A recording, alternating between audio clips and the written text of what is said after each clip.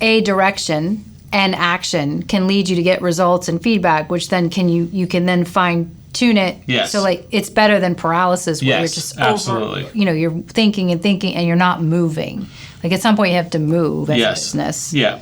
And then and just to give a little bit more clarity to what it means to be wrong or right, what we mean here is what we sometimes talk about, the LRL, the love reality loop, which is that your mental model and reality are parallel. So that when we get those things in parallel, when we get our mental model in parallel or, in sync with reality of the situation, that's what right looks like.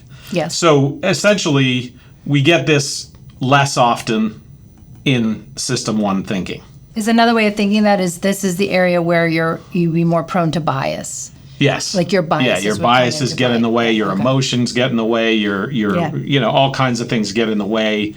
You get it wrong, and then things don't work out the way you plan. Yeah, even though they happen fast. Yeah, but they're happening fast, so you're wrong fast. That's good. System 2 thinking has some pros and some cons, and they're kind of flipped, right? So the con of System 2 thinking is it does require some effort to do it.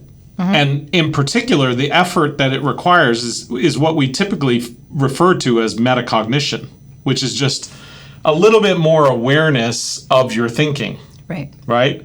And so that's kind of like having a little bit of awareness about your biases, about are you in alignment, that kind of stuff. So metacognition becomes incredibly important, which just means awareness of your thinking, right? Awareness of thinking.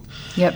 And that's the effort that's required. So you got to inject a little bit of metacognitive effort into the system. So that's a cost. Yes. Right? Yeah. But here's the thing. The other thing is because of that, it's slower. It's slower, right, than this. Right. Than System 1. But the trade-off is it's right more often, right?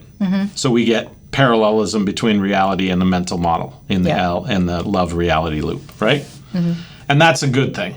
So with a little bit of effort, metacognitively, we get right more often. But we still have this kind of difficult thing to deal with. Now, in some cases, it doesn't matter. You have time to think about things. But in our modern life, fast is important. Things are moving a pretty good clip. Well, how many times do we hear people say, I don't have time to think? Yeah, I don't have time to think about that. Exactly. And they just move. Yeah. And sometimes it feels like you don't. Right.